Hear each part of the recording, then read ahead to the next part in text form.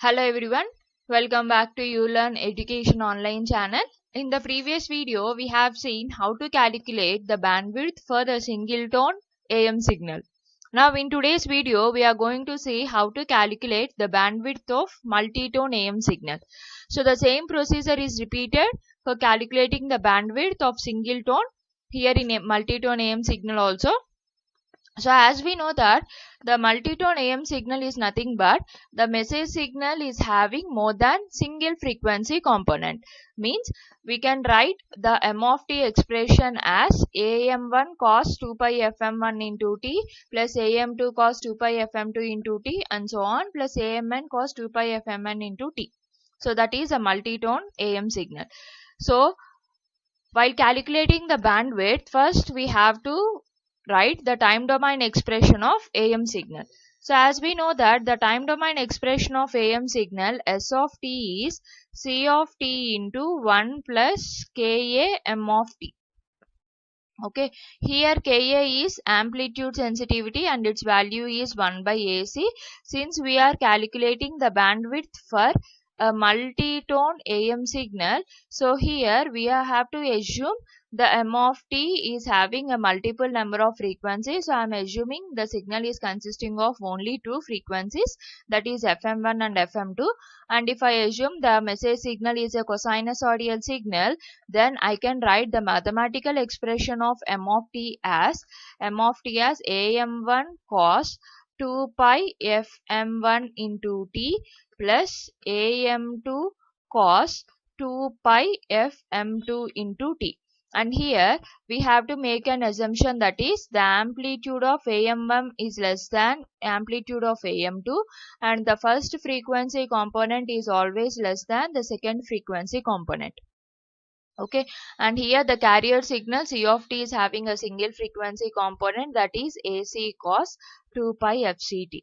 Now simply substitute these values in S of t expression, then we will get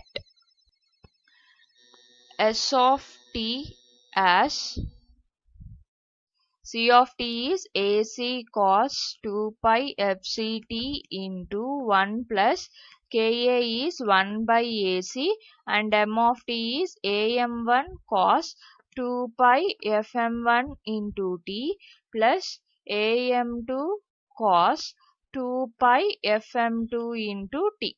This is the M of t. Now do simplification. Then we will get it is AC cos 2 pi FCT plus AM1 by AC, first modulation index, that is represented with M1. So M1 AC cos 2 pi FCT into cos 2 pi FM1 into t plus AM2 by AC, second modulation index. Then I can write AC into M2 cos 2 pi FCT into cos 2 pi FM2 into t. Okay, so this is the final S of t expression. Thereafter we have to do, or we have to use a trigonometry relation, that is cos A cos B. We can write as cos of A plus B plus cos of A minus B by 2. After using the relations, the entire S of t expression consisting of frequency component, that is carrier signal frequency, and the second frequency component is Fc plus R minus FM1 and the third frequency component is Fc plus R minus FM2. Okay, so here carrier frequency we can get as a center frequency and upper sideband and lower sideband frequencies will be present.